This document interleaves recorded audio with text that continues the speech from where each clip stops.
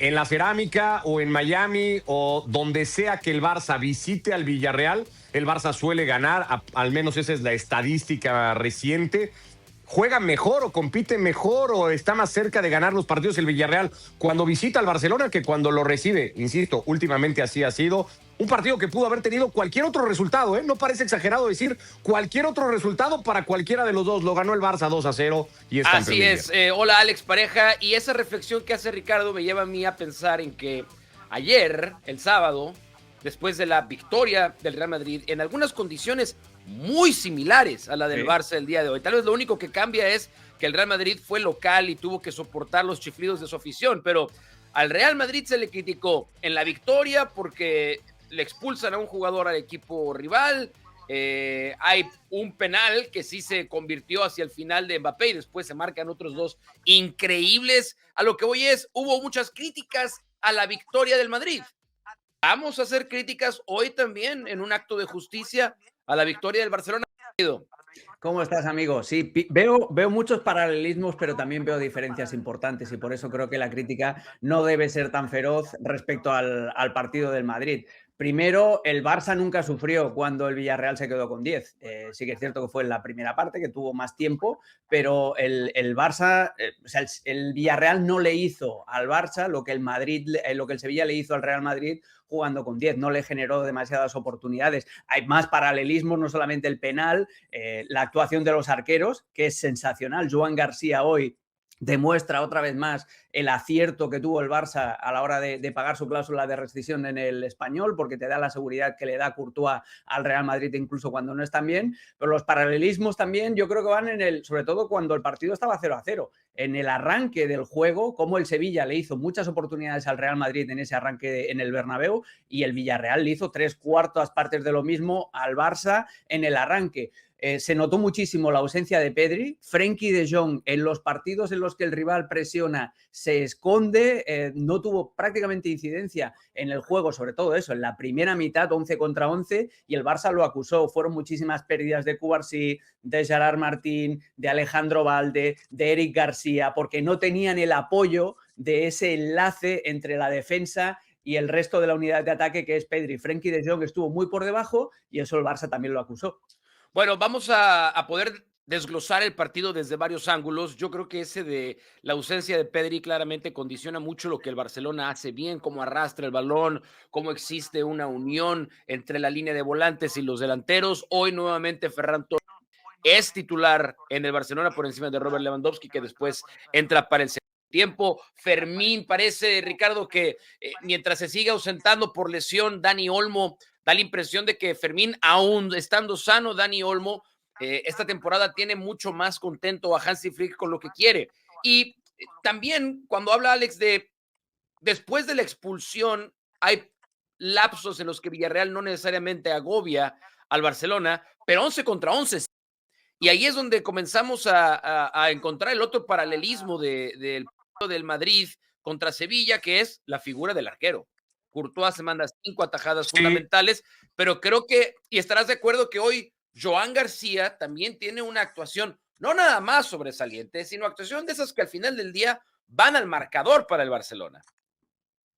Sí, totalmente. Y en lo que no sé si voy a estar tan de acuerdo es en eso, en que haya sido solamente 11 contra 11, porque me parece que las mejores atajadas de Joan García llegan en la segunda tiempo, parte, sí. con el Villarreal ya jugando con 10 por la absurda expulsión de Renato Veiga. Es cierto que no es un agobio constante, no es que el Villarreal le haya quitado la pelota al Barça, en eso sí puedo estar de acuerdo y estoy de acuerdo, la estadística es contundente, más de 70% de posesión de pelota para el Barcelona, el Villarreal le costó trabajo tenerla, pero en esas de pronto transiciones rápidas, en ese riesgo constante del Barcelona, de su línea adelantada, de jugarle a la espalda, le generaron ocasiones y insisto, ¿no? Las mejores atajadas de Joan García, incluyendo esa doble atajada, la que se tira primero y luego todavía se levanta del piso, que el Villarreal pedía un posible penal que no me parece, por cierto, y llegan en la segunda parte cuando el partido está 11 contra 10. El Barça fue todo el tiempo vulnerable. Yo creo que ese es el el principal paralelismo o esa es la cosa que me deja a mí el partido de ayer y el de hoy.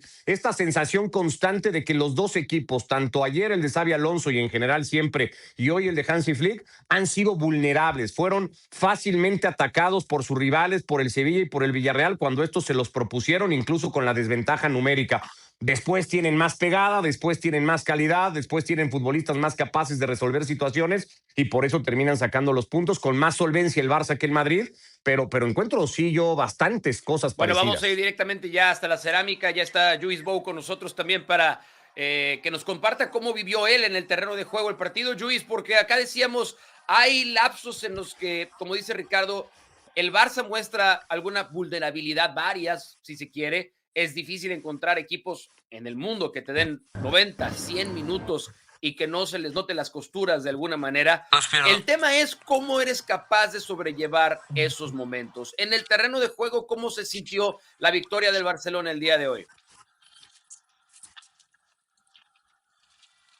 Muy extraño, ¿no? Sabemos que los Villarreal-Barça nunca aburren, nunca dejan a nadie decepcionado. Una acción de Renato Veiga muy desafortunada para mí. Una entrada que puede ser roja, también podría ser amarilla y nadie yo creo que se hubiera quejado. Cambia totalmente el partido y después el Barça que ha sufrido con el 0-0 y lo ha sustentado Joan.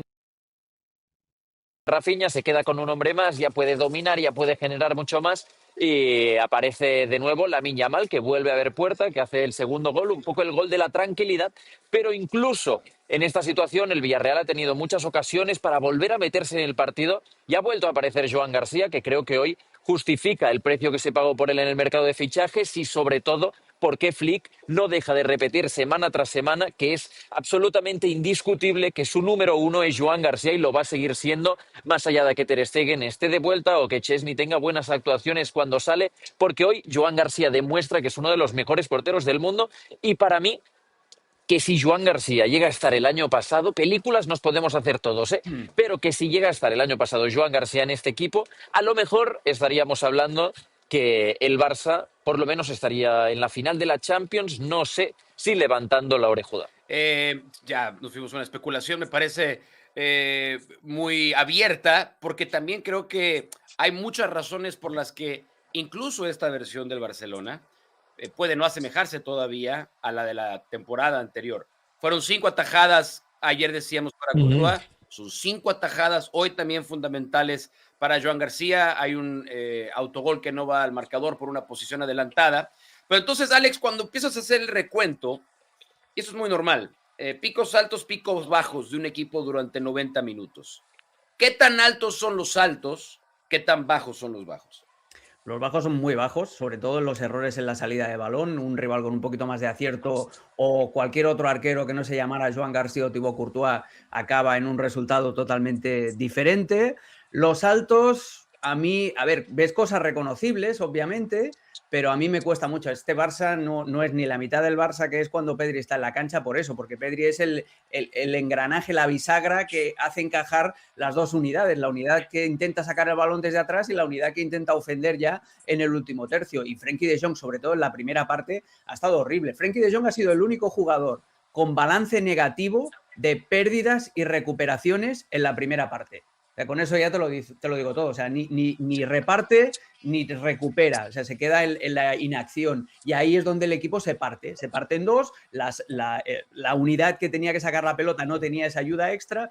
Y eso se notaba. Pero más allá de eso, Gerard Martín es un excelente trabajador de equipo, pero no tiene ni la jerarquía ni sobre todo la capacidad técnica de sacar el balón que tenía Íñigo Martínez. Y luego, en ataque, posicionalmente, estoy de acuerdo contigo que Fermín es un jugadorazo para el Barça, pero desde que ha vuelto Rafinha está un poquito más incómodo, porque Rafinha y Fermín muchas veces se pisan zonas de influencia. Rafinha tiene demasiada prisa por abandonar la banda izquierda, por tirar diagonales a destiempo, muchas veces está allí antes de lo que toca y se pisa muchas veces la zona de influencia con Fermín, que se mantiene dentro. Esto lo corrige en la segunda parte Hansi Flick y no es la primera vez que lo hace, metiendo a Rashford y anclando a Rashford a la banda, no dejándole la misma libertad que tiene Rafinha y dejando a Rafinha como único jugador que se mueve por detrás del punta. Hay cosas por arreglar, pero yo insisto, o sea, un Barça sin Pedri es un Barça que entra en modo supervivencia.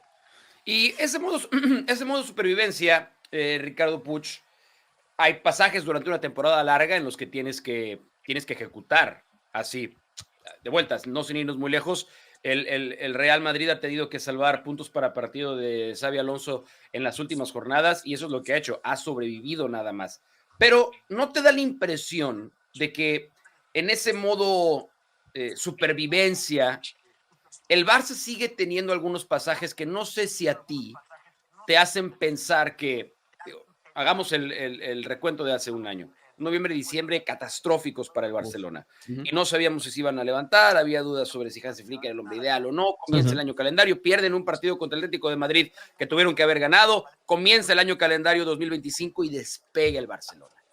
¿Te da la impresión de que ese despegue de Barcelona puede ser tan bueno en el 2026 para poder pelear por todo o todavía está lejos por lo que hemos visto entre agosto y diciembre?